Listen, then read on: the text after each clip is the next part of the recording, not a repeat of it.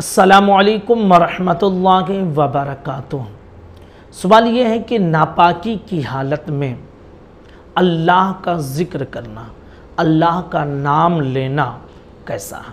इसी तरह नापाकी की जगह पर अल्लाह का ज़िक्र करना कैसा है। दोनों चीज़ें और दोनों मसलों की वजाहत आज आपके सामने हम पेश करेंगे। ये मामला हमारे साथ भी होता है और औरतों के साथ भी ये मसला पेश आता है।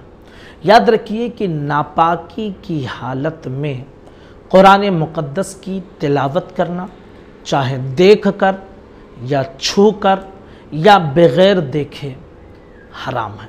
नापाकी की हालत में आप कुरान न पढ़ सकते हैं, न छू सकते हैं, न देख कर पढ़ सकते हैं, न ज़बानी पढ़ सकते हैं।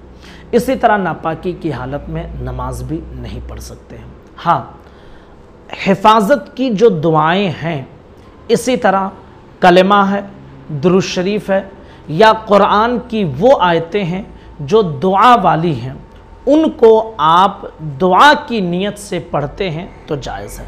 कुरान की वो आयतें जो दुआ वाली हैं, उनको तिलावत की नीयत से आप नहीं पढ़ सकते हैं। दुआ की नीयत से, हिफाजत की जो दुआएं हैं उनको दुआ की नीयत से आप पढ़ते हैं तो फिर पढ़ना जायज़ है और इसमें कोई हर्ज नहीं है। हिफाजत, दुआ, ज़िक्र, वजीफ़ा के लिए आप कुरान की आयतों को पढ़ सकते हैं।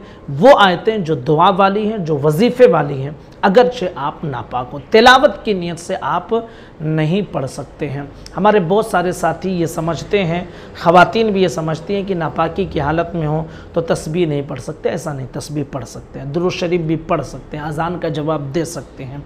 इसी तरह कुरान की वो आयत जो दुआ वाली हैं उनको दुआ के तौर पर आप पढ़ सकती हैं। हिफाजत की जो आयतें दुआएँ होती हैं उनको पढ़ सकती हैं। तो इस तरह आप कुरान मुक़द्दस की उन आयतों को हिफाजत के लिए या दुआ के लिए पढ़ सकते हैं। और जो ये दिमाग बैठा हुआ, दिमाग में बैठी हुई बात है कि नापाक हों तो ये सब नहीं कर सकते, ऐसा नहीं।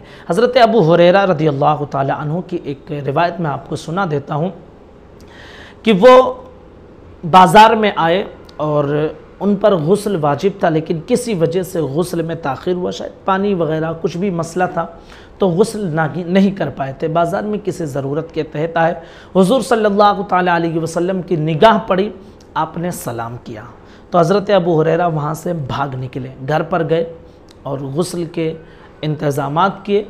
गुस्ल करने के बाद वापस हुज़ूर सल्लल्लाहु ताला अलैहि वसल्लम के पास तशरीफ़ लाए तो मेरे आका ने इरशाद फरमाया, अबू हुरैरा, मैंने तुम्हें बाज़ार में देखा, सलाम किया, तुमने सलाम का जवाब न दिया।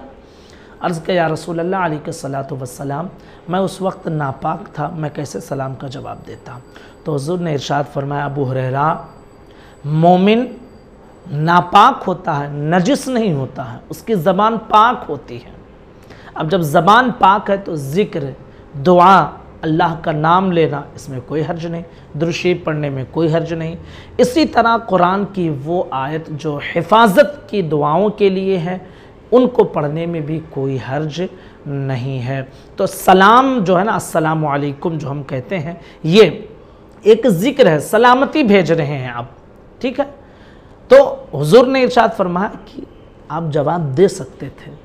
हज़रत अबू हुरैरा ने समझा कि हम जवाब नहीं दे सकते, लेकिन हुज़ूर ने बताया कि आप जवाब दे सकते। तो इससे समझ में आता है कि ज़िक्र दुआ पढ़ना ये जायज़ है। हाँ, कुरान शरीफ की आयतों को तिलावत के लिए नहीं पढ़ सकते हैं, नमाज आप नहीं पढ़ सकते हैं, रोज़ा आप जो है अगर ऐसी नापाकी की हालत में हैं औरतें, जैसे पीरियड में, तो वो रोज़ा नहीं रख सकती हैं, और अगर ऐसी नापाकी नहीं है तो रोज़ा भी रख सकती हैं, ठीक है। तो ये इस मसले की तफसील थी जो हमने आपके सामने क्लियर कर दिया है। ध्यान से बार बार सुनकर इसे समझ लें ताकि जो भी दिमाग में कन्फ्यूज़न हो वो दूर कर सकें। अस्सलामु अलैकुम वरहमतुल्लाहि वबरकातुहू।